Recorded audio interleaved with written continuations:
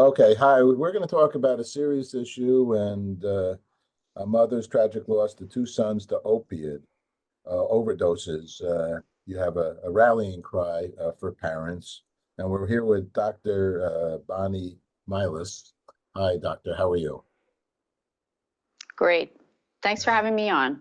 Well, this is a very serious story, and actually, I believe if I'm reading this right, it's your story. Um, uh, Right. Tell us, which makes it more serious by far for yourself, but you're very brave and honorable and respectful to the world out there. So this story doesn't become somebody else's story. So tell us about this, please. Yes. So I have tragically lost both of my adult sons to accidental opioid poisonings. Both of them involved fentanyl. And I would like for every parent not to experience that same tragic loss that I have experienced. And, quite honestly, we have not been able to stop the flow of fentanyl into the United States. And therefore, we as parents and as concerned citizens, we need to have really kind of a boots on the ground approach and put the medication in the hands of those who need it.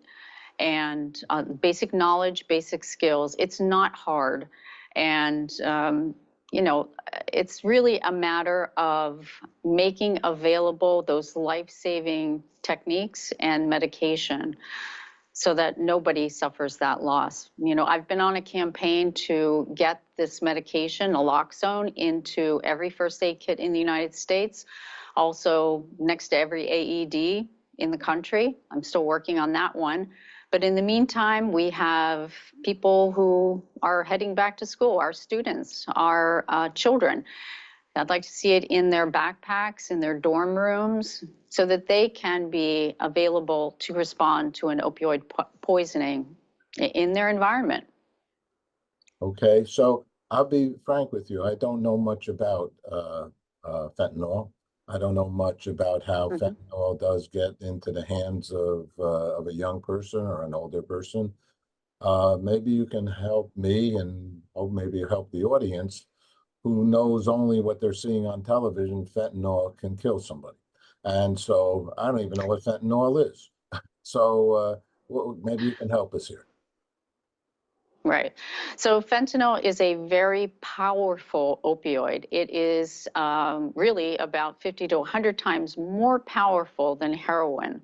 And fentanyl, you would think that, well, how would somebody get their hands on it? It's currently found in pressed tablets. So it might be a student who's offered something at a party.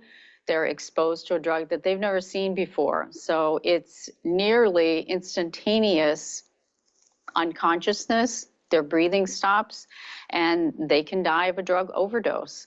Other places where, and people think that you have to go to the inner city to get fentanyl. Well, you really don't. This, I already mentioned, this could come from a friend in the form of a tablet. But fentanyl is a very powerful opioid.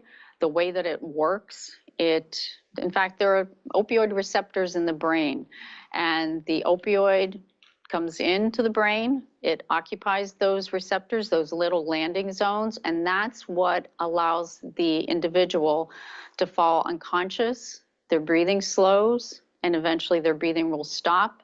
And those are critical minutes where if you find them down unconscious, that any individual can respond before their heart slows and stops. And that's really the importance of having a naloxone product on hand. Naloxone is the reversal agent. It is the antidote to an opioid poisoning. Okay, I need to go back a little more to figure out how Sure. this a tablet only tablet is it in? So who's actually taking this legally? Is there somebody taking this stuff legally? Fentanyl? Yes, Yes, there are individuals who have chronic pain syndromes, so therefore they have that medication prescribed to them in the form of either a skin patch, or there are other opioids as well. But fentanyl, we do have fentanyl patches. And in fact, those fentanyl patches People have used those to extract the medication from that patch and either inject it. We've also had children, if you can imagine, children who have eaten the patches. So that's how they could be exposed to fentanyl. These are tablets that are laced with fentanyl, illicitly so. So But again, there are people who are prescribed fentanyl.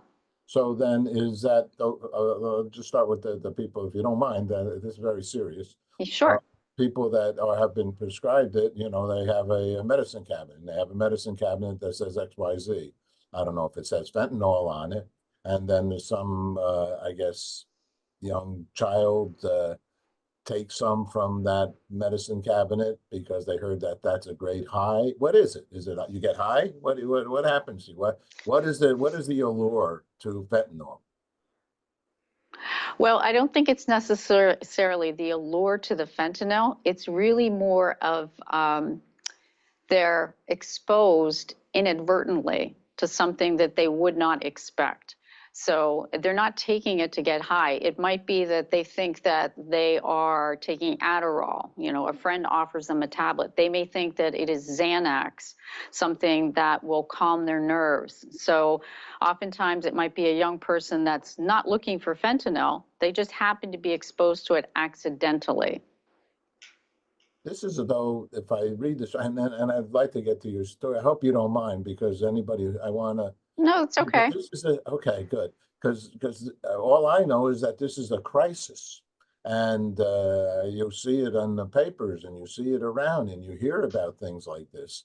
Um, so, Right. I mean, how much is it around, and are people paying a lot of money in the black market? This isn't sold in these weed stores, is it?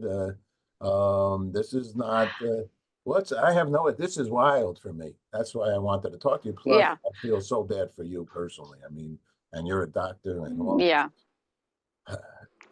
No, your question is about how somebody becomes exposed to it, or How they getting all this? I mean, who's as you said, something that other right, medicines, other things, but you know, people just don't take pills. I mean, does somebody say to you, "Hey, here's some fentanyl, you're gonna have a good," I mean, it was LSD, there was drugs that people would take, right, they would get into another level of mindset. right, right. Well, I would say the two major ways that people would be exposed to fentanyl would be accidentally. That would probably be, and especially true with our youngest people.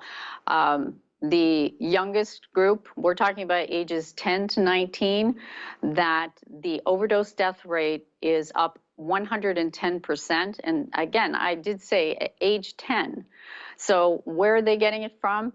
And first of all, it is over 80% of those overdose deaths are due to fentanyl. It is from a quarter of the time, it is from illicit tablets. And I already mentioned it could be from a friend. Otherwise, there are individuals who are experimenting with drugs, and they may be, you know, seeking it out, and it's not necessarily just in the inner city. There are sites where the dark web, you could also obtain the medication. It can be crushed, it can be snorted, it can be injected. So fentanyl is out there. It is cheap in the illicit drug supply. It's being added so that they can cut their costs, the drug dealers. Anything can be laced with fentanyl. People have smoked weed and it's been, you know, sprinkled on a weed cigarette. So there's plenty of exposures. Opioid poisonings in the United States, that is the highest cause of accidental death in the United States. It's the biggest cause, and it's affecting our children, even some of our youngest children. I hear you, says Grandpa Paul. So, I mean, Okay. you know, that's why I'm trying to dig down here so I can be telling my grandkids. what I've learned. And Right. so, Well, I don't know anybody, you're saying a friend could give it. Does a friend, of course, gives it to you without knowing? Did the friend try it? I mean, this is correct. really, Right. they tried it themselves, so they Well, would be dying. I mean, it's just well, knockout, this one for me. yeah. Sorry. So here's the thing. Yeah. Say, for instance, a high school friend has a bag full of pills. Well, you don't know. One of those pills may have fentanyl in it, the other may not. So this kid may be at a party, they take it, and nothing happens to them. But there might be one of those tablets in there that does have it laced with fentanyl. And that individual, the victim, collapses on the scene. People think that he's been having too many beers and nobody checks on him. But the signs that people should look for an opioid poisoning is they are unconscious. You cannot wake them up. Their breathing is slowed and it may even stop. If you look at them, their lips are blue, their fingertips are blue, and if you look at their eyes, their pupils are pinpoint. They are as small of a head of a straight pin. So what the readytorescue.com campaign is all about is about lay, spray, and stay. To remember those three things. You want to lay the victim down, tilt their head up, spray the naloxone into one of their nostrils, and to stay with them until trained help arrives. Now, naloxone, if there's no opioid present and you've misjudged this circumstance, it's not going to harm the victim. So, by all means, especially if it's a young person who suddenly falls unconscious, you can make an assumption, and it's safe to do so, to give naloxone. Now, I will tell you also that the other name, the brand name for naloxone currently available over the counter is Narcan nasal spray. It is immediately available, and I'm partnering with Emergent Biosolutions. This is a very important educational initiative. Anybody, any one of your listeners can go to readytorescue.com and they will learn what to do, how to respond. Even a grandpa like yourself can respond to an opioid overdose. In fact, I'll show you right here. This is Please. it. This is the product. It's a nasal spray. It's super easy. Look, all you have to do is peel off the foil. You put your fingers on either side of this nozzle here. You push this pink button one time. That's it. It's a nasal spray. It's easy. You can do it. Yeah, sure. Um, I want to ask you one last question about the actual Sure. drug, if you don't mind. And I applaud you, and I applaud the company you're working with for coming out and spending that R&D money to help to save lives, which is what it takes to come up with a product and the whole marketing, the whole. That's very. I'm a big pharma guy, appreciative of pharma, and because it has saved millions of lives. Every once in a while, something doesn't work. That's but the bigger picture is saves lives. Pharma. Uh, Right. who is making this junk? Who is the hustler here? Who's the who where is this coming from? And who, I'm sorry, but Right. who is making it and how is it getting here and how is it being, and is this a worldwide thing? Or is it just America? Well, what I can tell you about what's happening in America, and this is from my discussions with FDA agents, the raw materials come in from China.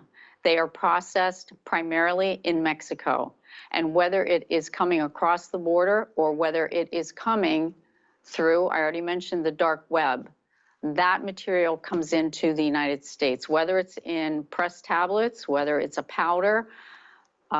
That's primarily how it gets here. And this is from my knowledge of talking to FDA agents. We got to talk to the FBI agents and the CIA agents and another round of people keeping it the best they can out of here. Okay, well, you're very brilliant. Well, Go ahead, please. no, as I already mentioned, if we can't stop the tide of fentanyl, then we as citizens, we need to take up the charge. We need to put the power in the hands of individuals, parents, friends. So I like to refer this as the Friends and Family Program, and you can go to Amazon.com. It's a click away. It is that easy to pick up Narcan, which again, the other name for it is naloxone. You can walk into any pharmacy, you can pick it up on the shelf. Okay, and I pray And that yeah, schools, I wore a Wonderama shirt because I know they speak about things like this on this young person's television show that's been around for many years. But education and wisdom hopefully is spreading, and you're helping spread it through your own personal. This is a big thing for you. So I wish you the best, absolutely. and we're here if we can help you anymore with what you're doing. Thank you for having me on. Okay, thank you, Doctor. Bye-bye. Bye.